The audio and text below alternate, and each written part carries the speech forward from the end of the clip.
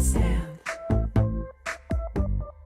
and I'm taking my place in this world, a pearl. Cause the ground's full, moving, so I'm moving it up.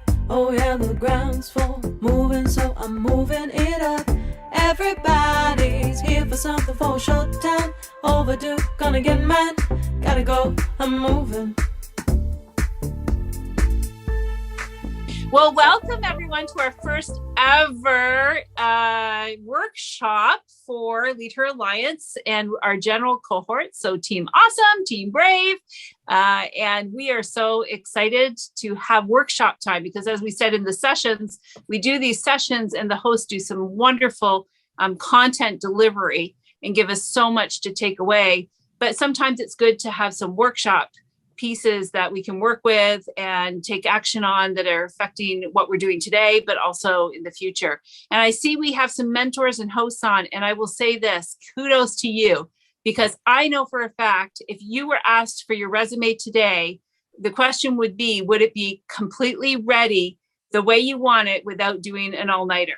That's the question. So if not, then you're in the right place. And as a mentor, you're also here helping your mentees. So even if your mentee is not on the call, they will be watching the recording. And maybe that's a question or a discussion that you can have with your mentees in a couple of weeks to say, where's your resume at? What can we do? Or your cover letters? How confident do you feel to pull one off as the moment that you need it? I'll give you a little example. Amelia just this weekend had an opportunity presented to her. And right away, she needed a resume and cover letter that was a little different than her regular ones. Thankfully, Rebecca practiced some of her skills with us and shared a little insight so we could get that ahead of time. But resumes and your cover letters, it's not just for the first time you apply, it's for every time, for every opportunity. And it's gotta, just like I say, you can't get ready to speak, you have to stay ready. You can't get ready to apply for an advancement or a job or an opportunity, you have to stay ready. So I am so excited to have Rebecca Summerfield. I'm a little scared at how much I'm going to learn because I know I'm outdated on all this stuff. So I appreciate you being here. And I'm going to let you take it away, have some fun, and just let us know, let Cynthia and I know as hosts, if there's something we can do to help you out here tonight. But otherwise, it's all yours. Excellent. Thank you so much. So like Sarah said, you got to be ready. I am going to bring up my slides. There's a lot of information to cover. I could talk about this stuff all day long for hours and hours and hours. I love this stuff. I love seeing people succeed. So this has been my little piece of the world. This is how I give back. And it's in the form of resumes and cover letters. And just before I start, any of the templates that I'm showing you in the presentation, I am going to provide to Sarah. I have some other pieces of information to provide to Sarah too, and she can share it with everybody far and wide. And then if anybody wants any more information, feel free to reach out to me and I'm more than happy to help. So there we go. So tonight it's mostly resumes and cover letters. I touch a little bit on interviews at the end. Again, it's a completely separate workshop, but I pulled out the best key information just in case anybody does get interviews out of this. But if anyone wants more information about interviews, that's also something that I can do for you. So a little bit about me. So I've been doing this stuff for over 20 years. I was a Fanshawe College graduate back in the day, and right now I am a career services consultant with Fanshawe College. So that's my day job. And by night, I'm an entrepreneur. So sometimes I feel like a superhero with my very specific skill set. So part of what I did for running my own business includes everything under the sun when it comes to job searching. So part of what I did for the last 20 years, I was a recruiter for a long time. So I did hiring for multiple businesses. Then I transferred into job support. So I was supporting people with disabilities for a short period of time. Then I transitioned into public speaking, and I used to talk about the profitability of hiring people with disabilities. And now I'm working, and then I had my own recruiting agency, and now I'm at Fanshawe College. And I also teach employability to youth with autism. That's sort of my newest headliner. So have a bunch of education, but I think that you always need to continue learning. So I've got a career development practitioner diploma from Fanshawe College that I just finally certified. I've got an online teaching certificate from a body called Quality Matters, a Bachelor of Arts in Sociology from Western, and a Corporate Communications and Public Relations postgrad certificate from Fanshawe College. So I didn't have a chance to go back to school until I recently joined Fanshawe College. And in the spirit of always continuing to learn, that's how I got my career development practitioner. So what is a resume for? It's that marketing document. It's how you advertise yourself. It's the ability to make a first impression. And we all know you never get a second chance to make that first impression. So you want to make sure that that first impression matters. It shows how qualified you are for the job. It's an overview of your skills and qualifications, and it's usually a formal application for a job. Sometimes different companies may have a slightly different way of applying for it, but overall, the actual resume and the cover letter is the document. It's like your employment visa, or passport. You can't go anywhere without it. Everything's got to be just so. It's got to have all the proper information, and it's the only way to get from here to point B. And that's whether you're traveling or whether you're looking for a new job. The entire job searching process starts by understanding you. And I'm not talking about those survival jobs. We've all been there. I mean, I worked at Tim Hortons for a really long time. So I'm not talking about those kind of jobs today. Today is more of those career level, live your passion, whatever you went to school for, because I know we've got some mentees here tonight too, or on the call or watching this video. So I just want to make sure that everyone, you need to understand yourself. Even if you're not quite sure what that means, I've got a lot of really good specific tips and tricks in here on how to make that happen. So understand you, understand what you bring to the table, understand the position. When you find a job posting, save it. You will have to refer back to it multiple times in the future. So when you are job searching, make sure you have it organized. Have a file simply for job searching stuff. Save all of the job postings because you're going to use it not only to build your resume, you're going to use it to guide your cover letter, and you're going to use it to actually, when you get to the interview. You want to know the company. Look on their website. Google is your friend. Everyone has a website at this point in time. Most people are on social media in some way, shape, or form. Visit all of those platforms. The best thing you can do for an employer is make them feel special. Make them feel like you did all this research on just them. We all know if you're looking for work, you're interviewing multiple companies. But at the end of the day, even in networking, if you make that person feel special, you're probably going to go a little bit further in life. And then you want to know about the industry. If you're in a specific industry, let's say it's healthcare, know the regulations, know the buzzwords, know the keywords that is used in conversation in that industry that you want to get into. Target employers and positions. This isn't the time to throw Jello at a wall to see what sticks. That's the least effective way to job search. I promise you, it will save you so much time down the road if you invest a little bit of time in yourself and get that resume ready to go. I'm going to show you how to target employers for every single position with changing very little about your resume, but it's going to be effective. So each resume and cover letter must be specific to that job, to that company, because you want to emphasize your skills, qualifications, and experience that's relevant to that job. There's a lot of different formats of resumes. Most of them are chronological. After 20 years, do find that to be the most effective way. It's actually reverse chronological, which means whatever you've done most recently is going to start at the top of that document. If you're currently in school and or if you're currently in a course and your next stage is a new job using that education, you want to make sure that that's one of the first fields on your resume. Maybe the last position that you had is directly related to that new position you want to go to. Then you want to make sure your work experience is first. The idea is a historical document, a timeline for an employer to see where you started and where you've gotten to, which is today. This is a good template. I didn't come up with this template. This is a Fanshawe College template, so everybody is more than welcome to take the information. This is just a well-structured document. There is nothing that has to be fancy about a resume. If you're in the creative industries, I can beg to differ with that. But for now, we're just going to talk about text-based resumes. More often than not, big companies use applicant tracking systems to scan keywords in their documents anymore when they're looking for candidates. If you have a text-based document, then chances are your resume will get picked up in some of the keywords as long as you have the keywords in your resume. So we're going to go through each of these sections step by step. The Sections of a chronological resume, you always have the contact information. The objective is optional anymore. It's one of those fields where if you feel a burning desire to put down an objective, go for it. If you have a long background and you're finding it hard to get that resume down to 2 pages, you may delete the objective. You always want to have your skills. You always want to have your education. You always want to have your experience. And you may or may not have an interest and activities section. Some people may have a short resume and they want to fill it out using the interest and activity section. Or maybe they have something that they actually do that's directly related to the position they're trying to get. Again, we're going to go through this in a little bit more detail. Contact information. Always make sure you have the following: your name. I've seen people neglect their name on a resume after 20 years. I've seen a lot of resumes. A professional email.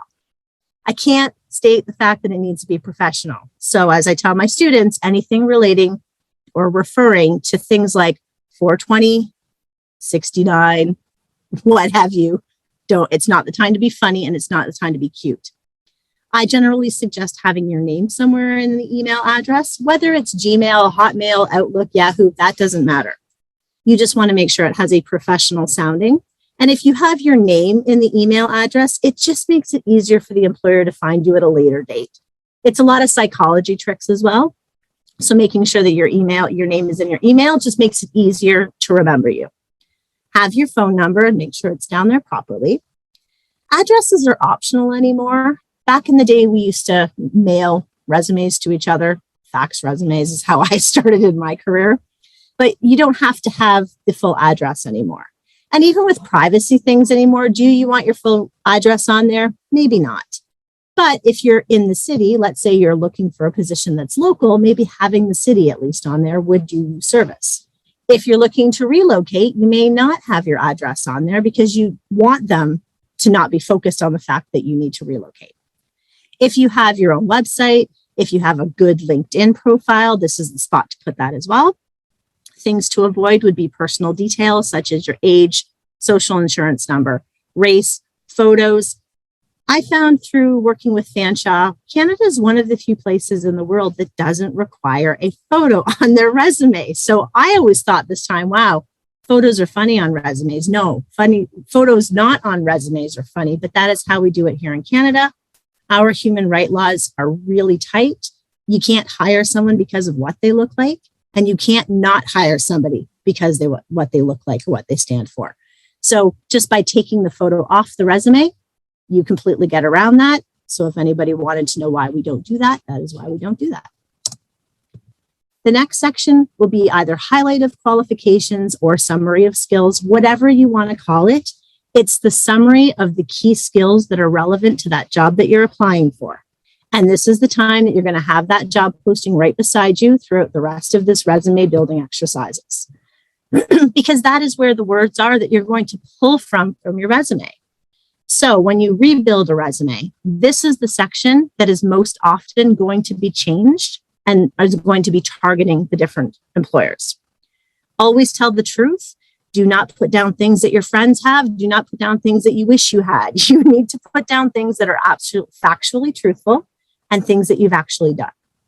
Be practical, only share the relevant skills to that job or company. I like to tell people, so my background was Tim Hortons for many, many, many years before I became an actual professional in my field. So I wouldn't put down things like I sold coffee and donuts, but I would put down things like conflict resolution skills. If you've ever worked a minimum wage fast food job, people aren't very nice to you. So that was a very big character building job, but that's what I mean. Make sure that what you're sharing on your resume is relevant to that particular job that you're going for. Keep them interested. You don't want a text. You don't want a wall of text, but you also don't want all single words. You want to paraphrase things. And you'll maybe list your top 5 to 10 qualifications, again, based on what you have to say and based on what the job posting is asking for. So anything in this section is going to be relevant for each employer that you're posting or each posting that you're applying to. You want to add context and impact. Again, for my example here, you could say that you created safety awareness programs, or you can add a bit more context and impact. always mess those words up, context and impact. You could say that you created safety awareness program that reduced occurrences of injuries from 20 per year down to 1. So you see that both things imply the same thing. But if you saw those two sentences, which one actually have a better impact? So where you can use examples and numbers makes a much better impact than just an entire document only filled with words. Job descriptions are gold. Keep them for reference for the interview, and you're going to use them at every stage of the game. So just for a quick example, I pulled one off of Indeed. So this is a directional drilling company. There's only one other person in the office, and then they go on to list the duties: assisting in all office tasks, including but not limited to submitting locates, project tracking, filing, responding to emails, running errands, etc. So in that highlight of qualifications or summary of skill set, if you've done all of those things, you want to make sure that that's in there. And it says, once hours are flexible, once trained can work partly from home. Great. If you have the setup for that, that would probably be a pretty attractive type of job. Dog friendly preferred. That's one of those keywords that is going to make you stand out from everybody else. If you have as your summary of skills or qualifications that I am dog friendly, you'll probably get picked up in the keyword searches. So that is why it's gold. So for any of you saying, I don't know what I would say in that section, pulling up one job ad, you've already got 5 top summary of skills to put at the top of the resume that talks directly to this employer. So that is how this whole thing works, is just by using the keywords in the job posting, plopping them in your resume, the chances of your name getting pulled up in a keyword search is significantly higher. Education is next. If you've got education that you're doing towards that, this is where you can put it here. I know not everybody is blessed to be able to commit to that. But if you do have it, this is the section to have it, whether they're certificates, whether they're online learning through LinkedIn, maybe it's an actual diploma or degree. That is the section that you're going to have it. And you want to have the name of the designation or certification or what have you. You want to have that listed. You want to have the name of the institution you received it from. And you want to have how long the program was. Because if you were in university, that's a four-year at least. College tends to be 2 to 3 years. I have a post-grad certificate. It was 1 year. So by putting the dates down, it just shows the employers approximately how long you were a learning student. And it also accounts for any gaps that you have on your resume. So if you were a student and you didn't work, it also shows employers that this is how you were spending your time before you had the chance to apply to that job. And then your experience. So a lot of people say, do you put experience or education first? Here's my answer. Whatever you've done most recently to contribute to the idea of moving on to this employer is what you put first. So if you're a student of some sort and you're using that as the springboard for this new opportunity, you put education first, because that's the first real context that the employer is going to read when they go to the top of your resume and go down. If your work experience is what's going to highlight your qualifications to this employer, then your experience would be next. So that's a judgment call. There is no one answer fits all for that. But whatever your circumstances are, if it's your education that's going to get you there, put that first. If it's your experience that's going to get you there, put your experience first. If you've had volunteer activities, you can put them in this section. Some people choose to put volunteer experience under its own category. You can do that too. Doesn't matter when it comes down to that. You just want to make sure that all of your experiences that you've done, whether you've been paid or not, all valid, all count, and all contribute to all of the wonderful, the wonderful skills that you bring to this new table. So you always want to make sure that you put those things down. Maybe you've done some projects. Whatever you've done, again, that's contributed to your experience, this is the section that's going to live in. Maybe you've never had a job. Maybe you've only been a student. Again, with Fanshawe, get a lot of those. There's a lot of transferable skills that you learn by being a student that you are using and you can transfer into the world of work.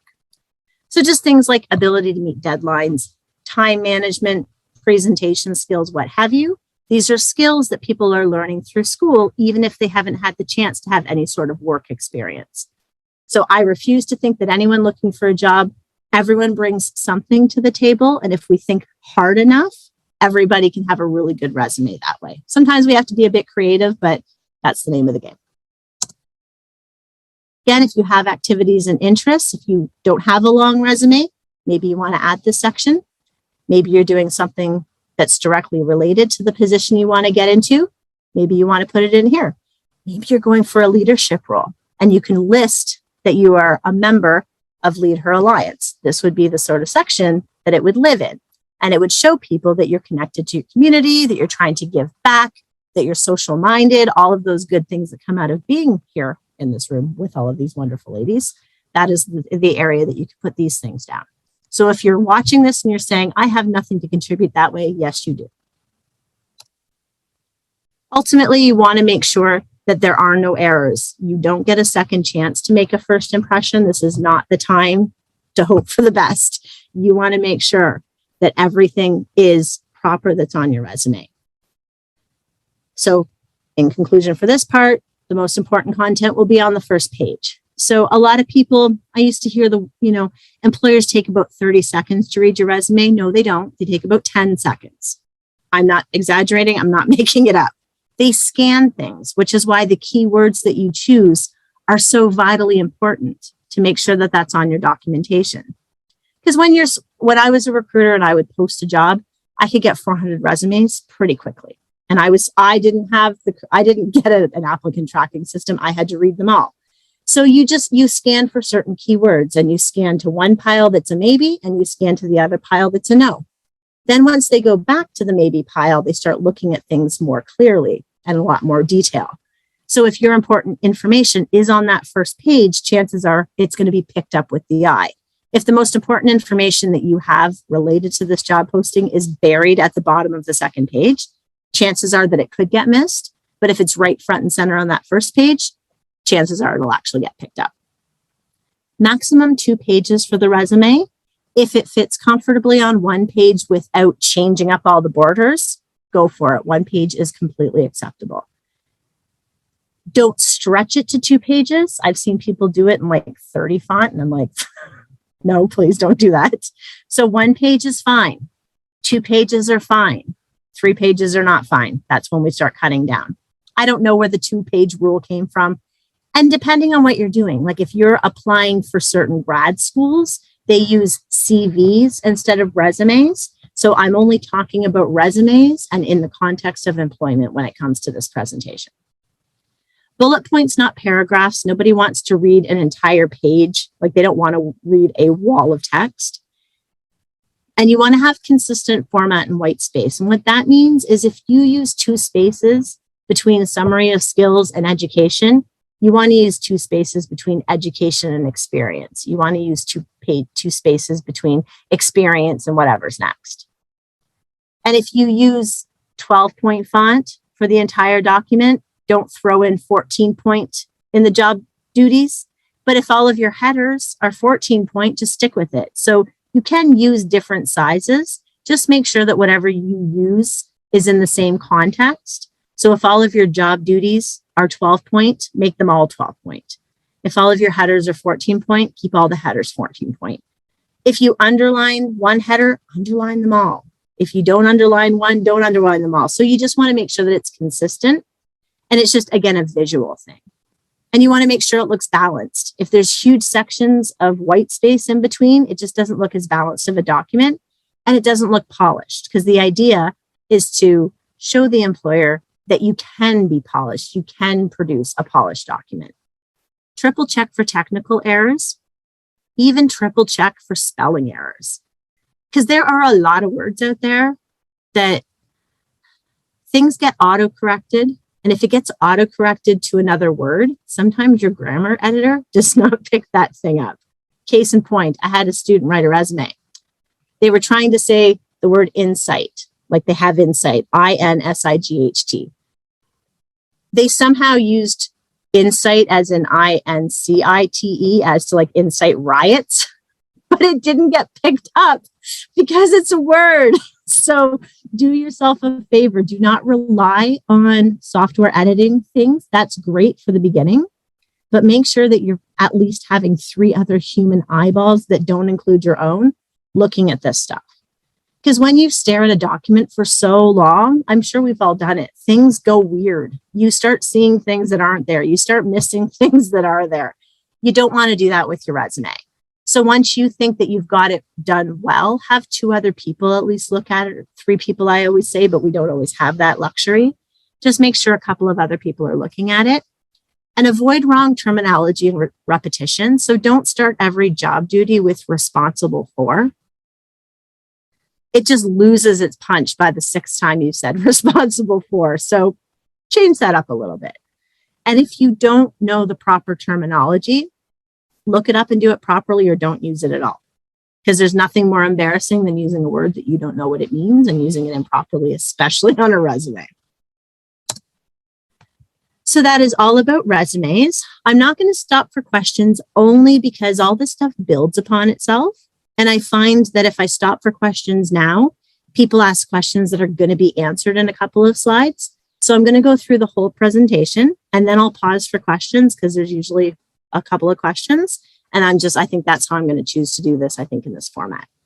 So now we're going to talk about cover letters. A lot of people have no clue why we use cover letters and resumes. So the cover letter is not a regurgitation of the resume. It is a different document, and it's there as the sales pitch. So the cover letter, being the first document, is a way to demonstrate your communication skills, and it also is a way to sell the idea of you to the employer. I'm going to talk about why it's different in a second, but it invites the employer to read the resume. And then the resume is the historical document of all of your education and work experience. So together, they invite the employer to invite you in for an interview. So that's how each documentation works independently of each other. But when you put it all together, it means a new job. So again, you can discuss your qualifications in a little bit more detail.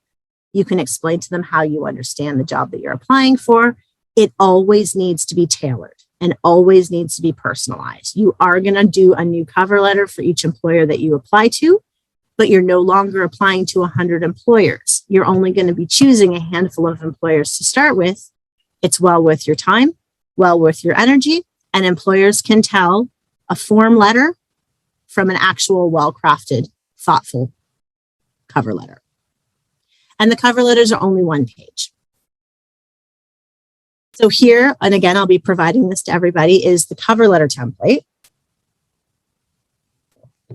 It looks very similar to the resume, especially the contact information. So up here where it says your name and then the contact information, it's the same, or it will look the same as you used on your resume. That way it looks like a cohesive package for an employer. And then you've got your date of writing, the contact information for the employer, and I'm going to go through each section so that you can understand how the cover letter differs from the resume, what to put in each of those paragraphs. So you want to plan your key points.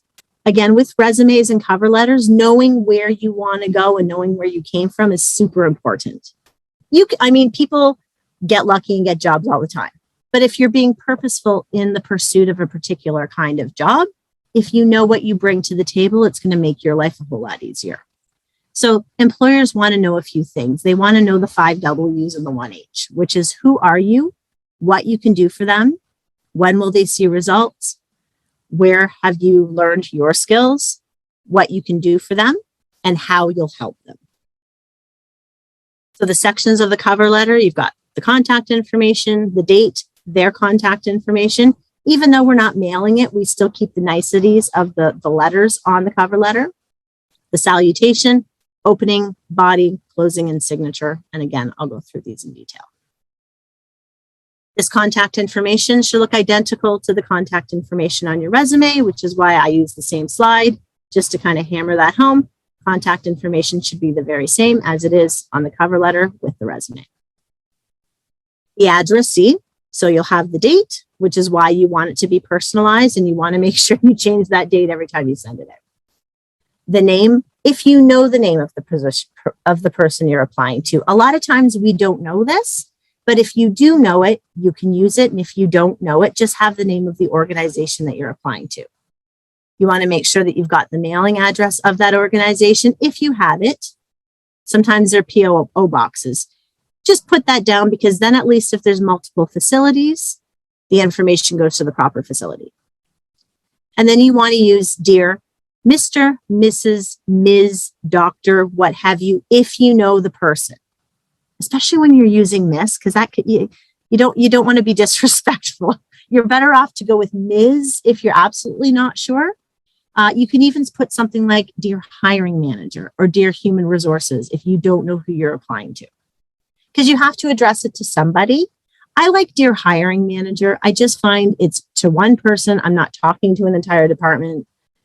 It's the hiring manager for whatever position, whoever's in charge of this position. It's kind of a nice catch-all.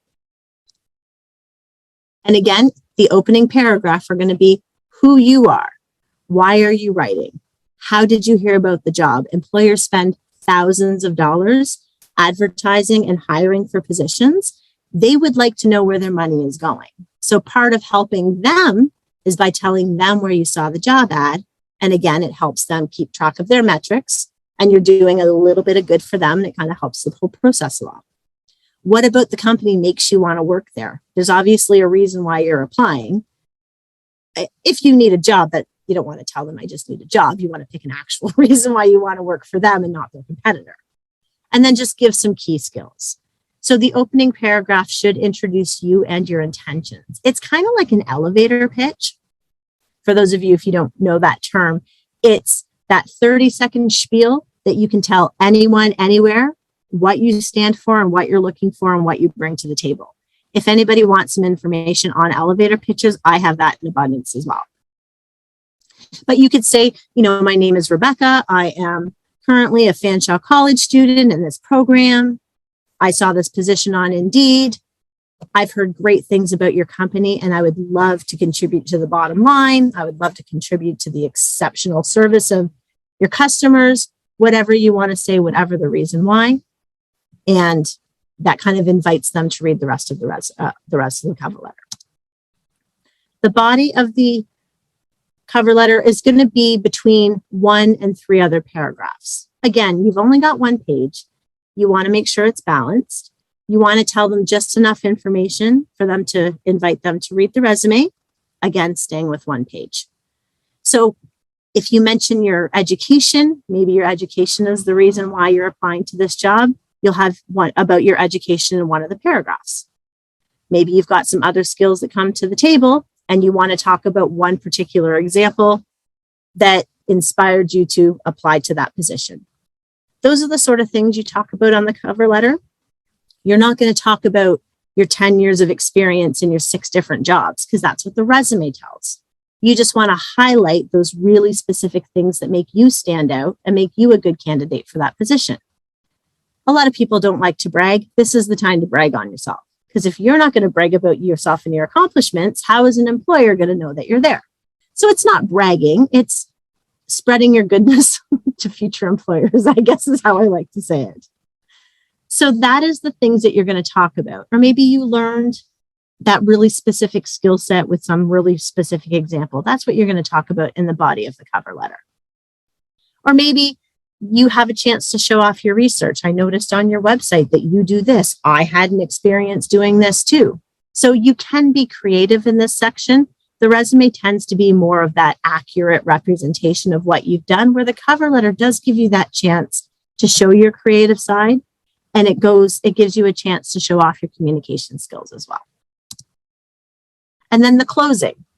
You just want to summarize your qualifications, or I'm a big fan of just saying, thank you for taking the time to review my resume, or thank you for taking your time to review my application. I would be honored, or I'm really excited. I'm hoping that you call me for an interview, or however you're going to say that, but ask for the interview. A lot of people don't even bother asking for the interview. I know you're applying to a job and you're sending a cover letter, so you want an interview, but it's about closing that circle. That's what business is about. It's about that communication being intentional and making sure that that communication is clear and concise. So if you want an interview, ask for the interview. That's all you have to do. So you can just say, please contact me at, here's my email and my phone number. I look forward for getting the chance to talk to you about my qualifications. Boom, easy peasy. As I've gotten older, I've seen that's a very effective way. Instead of trying to boo-hoo off my accomplishments, I just state it how it is. And the amount of respect you get once you start honoring yourself that way is incredible. So practice that in the cover letter. This is your chance to shine. And then you've got your little salutation and your signature. Sincerely, best wishes, best regards, however you want to close that. Namaste is a good one, but not everybody gets that. So I only use that to certain people in my emails.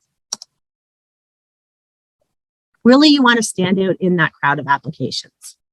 Like I said, when I was doing my recruiting, I could post a position on Indeed and get 400 resumes in about an hour. So how do you stand out of all of those applications? Is by having those industry specific skill set. Again, in the resume at the skills and summary section, if you have the matching stuff from the job posting, the chances of you getting picked up in those keyword searches or by a human eye search is much higher that way. You want to be able to relate to your potential employer by using those phrases that they use.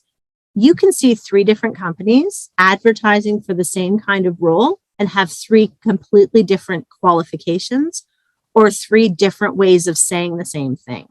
So if you borrow the phrasing and the words from that job posting, it's like you're talking directly to that employer.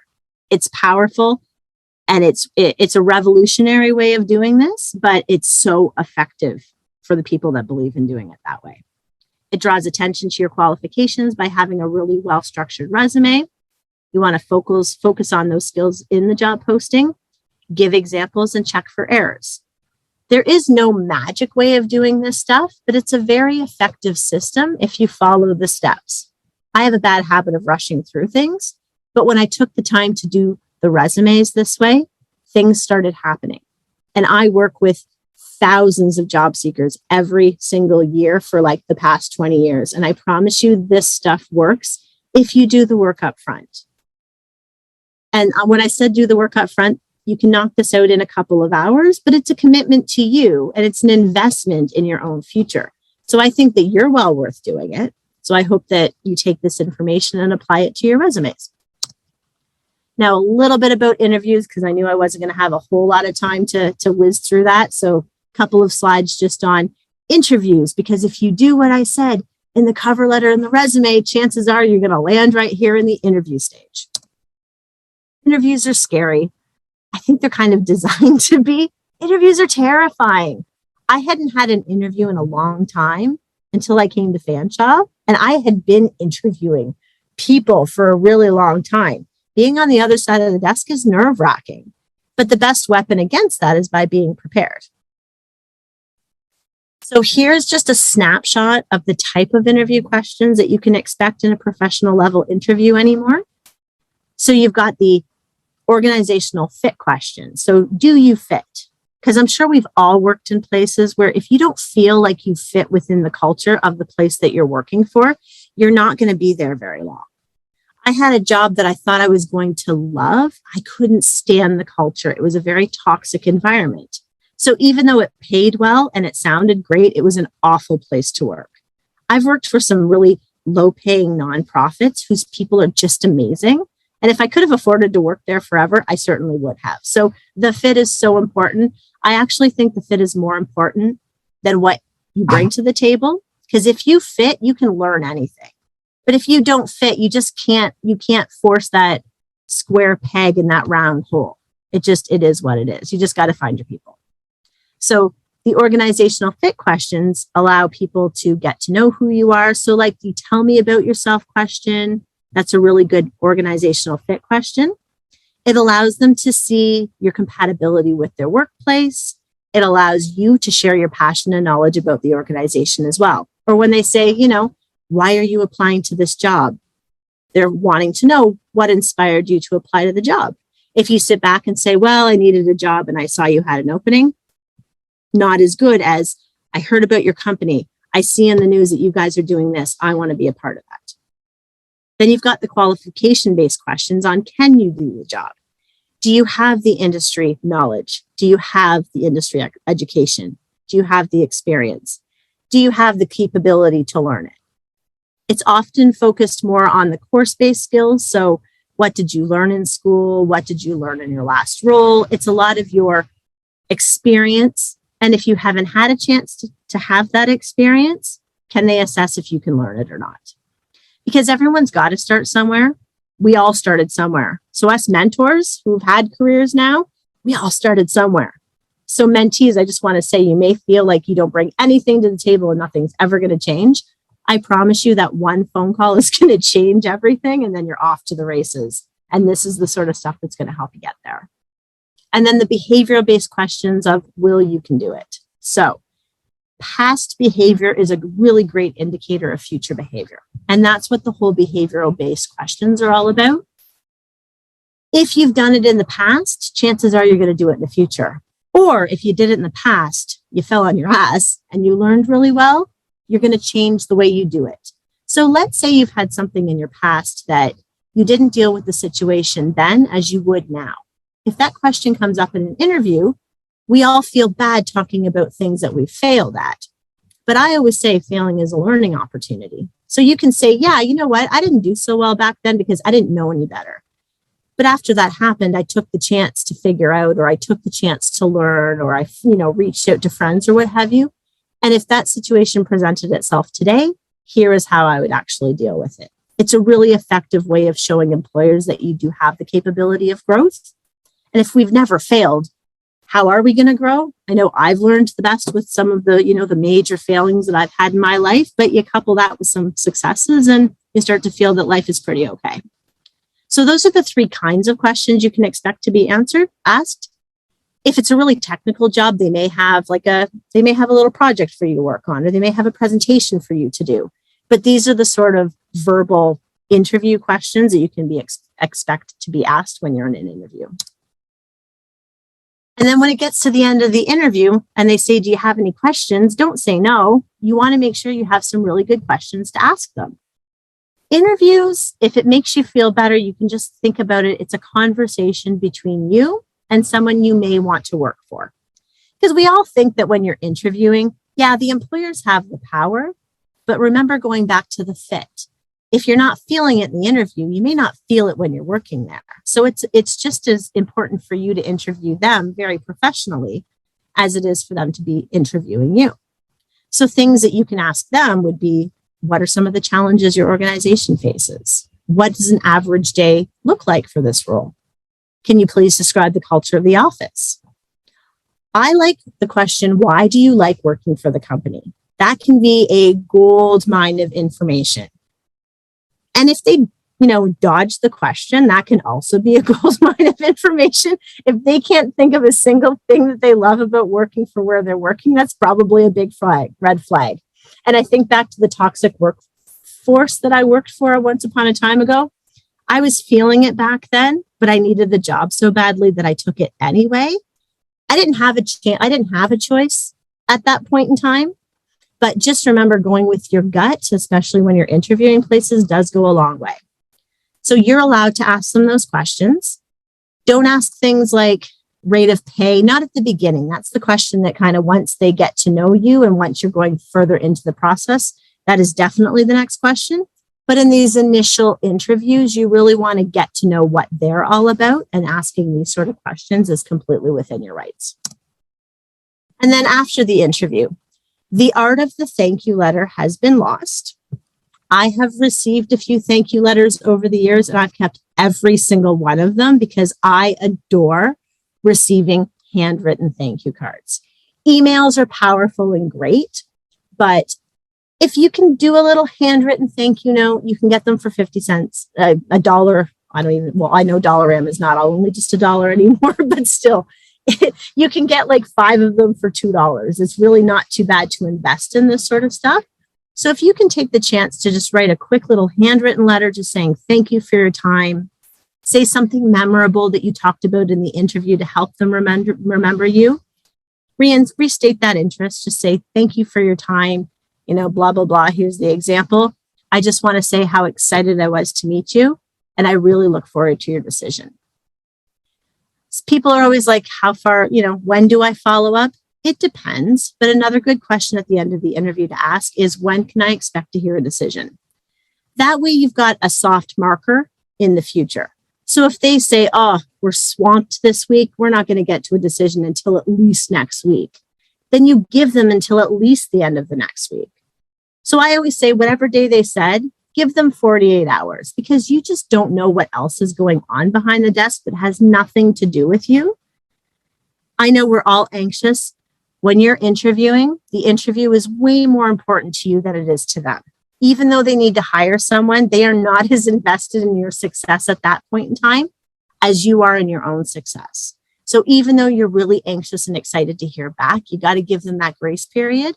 And then if they haven't called you back in that week and you give it that 2 days, reach back out. Leave a really nice voicemail or email just restating your interest. You don't want to call day after day after day. That's also not the right way to deal with it. I follow up twice. And then if I don't hear back after the second time, I just figured it's out into the universe. Sometimes they call back and it's just been a really long time. So you never know. But if you conduct yourself professionally every step of the way, whether things go well or not, people are going to remember your poise and professionalism, especially when things go bad, much, much more than they're going to remember how friendly you were when everything was going well.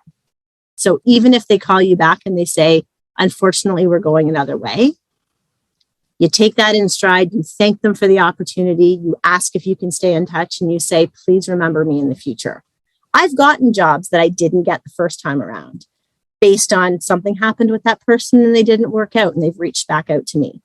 And sometimes I've run into people in other forms that had nothing to do with the job searching, and you don't want to make it awkward.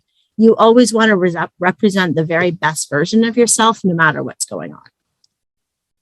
And that is the end of my presentation. That is awesome, Rebecca. Thank you so much. Lots of information. I love how, as I said, we always need a refresher on this stuff. And I love how, some things haven't changed and is very clean, and I get it. And I remember learning it. And then the little pieces that you added to it that went, oh, wow, I hadn't thought of that, or that's new, or those kinds of things. So thank you for all of that information. You're welcome. Everybody, this is your opportunity. Pick Rebecca's brain. And I'm going to start with two only because you get people warmed up for sure. But here's my two. So what if you're not in a traditional place? We do have other people like Amelia in the arts, in both our Team Awesome and Team Brave. So when you think of different industries, where does that shift, or how does it look differently because of the industry they're in? So I would say it doesn't really shift much. So for example, with Amelia, she's got an arts background, but you can still capture that in word form. And that's all the resume is that historical document. Where it would differ a little bit is if you are in a creative industry and you can add some color or some texture or what have you. I can't wait to go back to those in-person job fair days, because those resumes killed every time. People who chose a little bit of a thicker stock, people who used a bit of a different color. And so those 200 resumes I had at the end of the job fair, I would see that hot pink one in the middle and it would force me to pick it up. But we're in such an electronic heavy state of mind anymore. And if you can make it so it still looks professional while being creative, you can certainly do that. I am not capable of that. I know myself, so I stick with what I know that works. So if somebody's in a creative industry, you can certainly use your creativity. You can also get a LinkedIn page and show off your creativity there. And you can do links to your portfolios and your videos and all that sort of stuff. So with Amelia, I would have her do a LinkedIn profile, have some of her videos of her in action, and then link that to the resume. And it would just give another way for somebody to show off their skills beyond sort of the electronic format. Beautiful, beautiful. Okay, my second piece to this, and this is bringing back to when Lori was our host, mentees. We've got Jesse, and I think, is Anna still on? What were your sacred gifts? Do you remember? Are you talking to me? Jesse or Anna? One of mine was definitely planning. Mm-hmm. Oh gosh, I need the list in front of me. Okay. On the spot. Put you on the spot. What about Anna? Do you have one of yours that you remember, Anna? Yeah, so it's knowledge. Mm-hmm. And there was, I guess, facilitation, I guess. And another one, although it didn't seem like it came through like that, but when I was discussing it with other mentees, they said you should definitely have leadership. And I guess it's one of those that I'm still having developed, and I guess I'm not so conscious about it when it's there. But yeah, they were saying. Awesome. Caitlin's on there too, Sarah. Pardon? Mentee Caitlin was on there too. Oh, Caitlin. Yes, please. Yeah, I can only see a couple of people. I know Caitlin, you're on your what's little phone. yours? Oh, that's okay. No, I was trying to think. I did have a couple. I think craftsmanship was one of mine. And then there's a couple others, but I can't remember. So you know what? I ask you to look at your sacred gifts, because everything Rebecca just talked about, and Rebecca's now done their sacred gifts as well, I believe. And so isn't that a great place to start, either for your cover letter or somewhere on there, Rebecca? Would you agree? And how might you Definitely. Yeah. And using those sacred gifts, even if other people outside of us and a few other people don't know what sacred gifts are, you can still use that as sort of the research ground for yourself. So if one of your sacred gifts is related to what you're getting into, you can kind of dig deep and find those really specific examples that highlight the fact of that's why it's your sacred gift. Yeah. Beautiful. We have some questions. So Anna, Jesse's got something. Jesse has some. Anna had one, I think. I can't see Cynthia, so I'm going to ask you to look at that. Yeah. Jessie definitely has her hand up first. We'll get that. I'm ready. Oh, as long as my video starts working. There we go. My question is, I usually am pretty good at interviews. I enjoy them very much. But I had this one scenario where I was in London, England. I was in a busy hotel, and I was trying to find a spot like to have a Zoom interview, and I couldn't get internet. Like, I was so disorganized. I was like in the lobby, and I thought it was quiet and it was crowded, and I was so stressed out. It was horrible interview. I was so embarrassed by it to this day. Would it be like, is it possible, do you think? It was for a leadership position with Fairmont. So it was like a pretty big company. They don't need me. They've plenty of applicants. Yeah. But would it have been maybe better to be like I made a mistake. Like I'm not in the right place or position at the moment. I thought I would be, and I'm not. Could we reschedule? Or is it best to just try and fly through it? Because it was pretty bad. I know. I would almost split the difference. I probably would have logged on and said, I'm sorry. I made a mistake. I thought I was going to be in a quiet area. This is currently where I'm doing. I mean, if you had the chance to do it ahead of time, but it sounds like you would have been down to the wire anyway, and canceling that close to the interview would have made you look more negative than logging on that way. So I think that could have been, I mean, I know in hindsight is always 2020, but when in doubt, always show up, and you can explain the circumstances, and they can choose to just take into account what's happening, or they can choose to reschedule. And that actually brings me to a good point. With technology, it's great till it doesn't work. And that happens frequently. As soon as you need it is when it stops working on you. So when you have an interview, make sure you've got a phone number or an email address of somebody that you can get in touch with in case something does happen, and keep your cool. I had students lined up for interviews, and I know it's super hard when you're not cool. But exuding that. So I had a student who was just freaked out because he couldn't get on and nothing was working. But then when he got on there, he was like a pillar of strength. It was like nothing flapped him. The employer was so impressed with how he was not melting down under those circumstances that they gave him another shot. So you just don't know, but always making sure that, because you're also, again, when things go wrong, an employer is going to remember how you performed under that pressure. I had an old boss that used to say the best test of character is to see what's happening when everything's on fire. We're all really good at what we do when things are going well.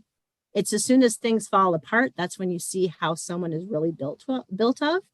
And, you don't want things to go wrong when you're interviewing with an employer, but if you do have that opportunity to showcase your strength, it's certainly a good time to try that. That's awesome. Thank you so much. You're welcome. Awesome. And did Anna have one there, Anna? Glenna has one. Anna has one. Yeah. Okay. Go ahead, Rebecca. Just call out who you see there because I can't see them. I saw Glenna first, only Anna. Sorry, I'll come back to you next. So Okay, Glenna, I'll make go ahead. mine very quick. LinkedIn seems so important. I just mentored a young grade 12 student who was applying for engineering at Stanford and got an interview. And they already started talking about LinkedIn accounts. So and then you mentioned again, is that really the latest in interviewing that you really it's like a live resume because it has the capability to showcase so much more. It's almost like an online portfolio, I guess, if we're going to think about that. But I do know, are we not having a workshop on LinkedIn? Yeah. So one of the other amazing mentors is apparently a LinkedIn guru. So I use LinkedIn, but I am definitely coming to the workshop because I need to up my game. Yeah. So hers is actually the workshop. So keep your eyes out for Eleanor. Yay. Fantastic. Yeah. And Eleanor's fantastic. So you'll get a lot out of her too. Yeah. Okay, Anna. I just very much want to clarify when you mentioned sacred gifts.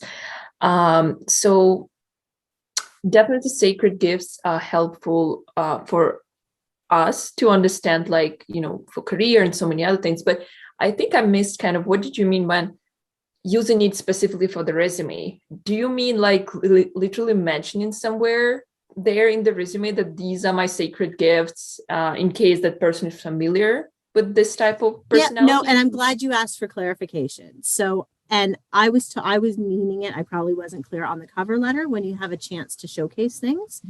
But with the sacred gifts, there's certain, not necessarily skills, but there's certain qualities that you have that comes along with the sacred gift. So those are what you're going to focus on and how those are transferable for the job that you're applying for. Can I give an example, Rebecca? Please because do. Lori helped me do mine back during COVID time. And so Anna, how she explained it to me was, so if I'm a planner, which is one of my sacred gifts, so in the cover letter, I'm going to mention that I'm a planner with this example. And because now I might have looked at the job description and they say you have to be organized, you have to be, time management skills are really important, those kinds of things. So being the planner, I was able to bring that out in the job or in the position that I had. So it's just a reminder for you to think of, wow, I know that one of my sacred gifts is knowledge or research or whatever that is that goes with that. You might look at one of your past positions, like with Lead Her Alliance, and say, I was a researcher for that. Using those words, those terminologies, those sacred gifts are actually great words for your cover letter. That's how she explained it to me. And it did. I think it helped a lot. I don't think, I'm sorry, go ahead. I was just going to say, and you don't have to actually reference it as a sacred gift. You can say it's strength, right? And an innate thing. So just to clarify that too, because people won't understand what that is. So you don't have to call it a sacred gift, but call it. So mention your sacred gift, but you don't have to call it a sacred gift, right? So because I agree, they're great. And it's like, I have a strength. This is what I'm strong at, or this is what I'm recognized for, or any of those kinds of verbiages you could use around that. Thank you so much, everyone, for explaining. No, thanks for clarifying, because people watching this down the road may have needed the same clarification. So it was a great question. Rebecca, I'm just scanning through the chat, and I know that there was a question asked. I think Anna had asked it about on your resume, and it does apply to so many of our mentees too, that you do so much that's unpaid, intern work, unpaid work, you volunteer to do things, but actually work versus, say, volunteering to be a volunteer to, do something, but actual. And so she was asking about, how do you differentiate? How do you identify? So then Jeanette had said that on her resume, She has a column, right, Jeanette, the community involvement and then professional development. So it's a way to determine. So we're just curious to know between those two, what do you recommend? Because I think it is a bit of a stumbling block, right? Yeah. And again, it always goes, the hard part about doing these workshops is there's so many, it depends. However, if you plan it out, so let's say you've got one paid experience that's directly related and you have another and a volunteer experience that's directly related, but you have other volunteer and work experience that's not related. So you could have a section for direct experience, and then you could add the work related experience and the volunteer experience in that one section. And then you can have an additional work experience or additional experience and list all of the other ones that you've done that may not be directly related to that. That's one way of kind of getting around that.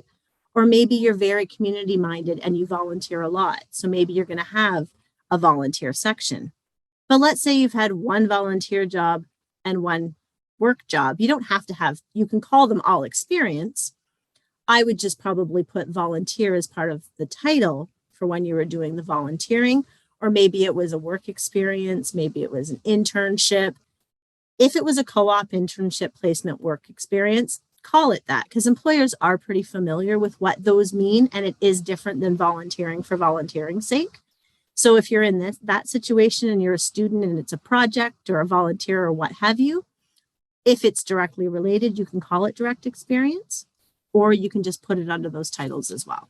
Did that kind of answer all of the above? That's awesome. And too, Rebecca, right? You mentioned at the beginning of your presentation about who are you writing to? So if you see in their job description, hey, we're looking for someone that is involved in their community, you're going to make sure to highlight that somewhere close to the top, versus you're going for a corporate position. You want to show that you do volunteer work, but you'll probably pull some of the, skill sets and highlight that, whether it came from volunteer or jobs experience. Thank you so much, Rebecca. I'm just cautious of the time. Thank you. I'm going to be definitely looking at my resume again, and always keeping it fresh and top of mind, because you use it too. Like for us business owners, Cynthia and I know this, and I know Janik probably uses it too, but sometimes we'll have a proposal of a potential client in our businesses, and they say, well, can you, show me what you've been doing? Show me, would you like to see my resume? I've used that as well. So even as business owners, we have opportunity to use that document, as you call it. So thank you, Rebecca, for that. You're welcome. Couple of things before we go. Number one is we have Connect and Conversation cocktail on Friday at 7:00. We've got some fun questions we're going to ask and connect and learn about different people and what they're all about. Do some triple E, explore and expand and engage. So that's on Friday night at 7. And just keep an eye on your calendars. Please, please, please. There's so much going on. We did have a question from one of our mentors who signed up and said, hey, Sarah, I signed up thinking, I was going to do the match and I was going to do this session. And that's the time I also volunteer for my church in different places. Now I see there's so many other activities coming up in Lead Her Alliance. And to answer that question, if anyone else has it, absolutely. We still ask you to come out to the sessions and to the do your matches. Those are the most important. The others are there for you. They're there for you, whether you watch the recordings because you're doing a Learning Friday and you just want to have some fun with it, or to come live like today. That's up to you, but it's not an obligation of the program. It's a value added now that we have so many women involved and engaged in Lead Her Alliance. Next thing is for Team Awesome, you're on this call, so I'm going to just share this with you. You have your graduation and celebration next week. Hey, that's exciting. We are so excited. It's our first one, and Cynthia is going to blow us out of the water with some great celebration and just open up our world to what we've just had and the experience we've had and where we can go and what we can do with it. So Team Awesome and hosts, please come out and join us for that celebration. Team Brave, your next session is, I think, all of our sessions are February 9th, I believe it is. You'll get the information about that. thank you. Cynthia and I feel so blessed every time we get off one of these calls. I know. Rebecca, your Me too. knowledge and your sharing tonight, just fantastic. Thank you. Have a great night and a safe week. We'll see you Friday night for cocktails. Or did I say that? I mean, connect and conversation. No, See I'll you- be there for cocktails. Okay, yeah, me too. Bye. Bye-bye. Bye, Thank guys. you all so much for your time. This is wonderful. And if Rebecca, anyone thank needs you. anything, let me know. Like, honestly, I'm here to help. So let me know. Super. Beautiful. Thank you, Rebecca. Bye. Thank Good you luck, all. everyone. Thanks so much, Glenna, Shelley. See you. See you, Jesse. Yeah, Anna. It's wonderful. Jeanette, thank you very much. Okay. The ground's full moving, so I'm moving it up. The ground's full moving, so I'm moving it up. Everybody's here for something for a short time. Overdue, gonna get mine. Gotta go, I'm moving. The ground's full moving, so I'm moving.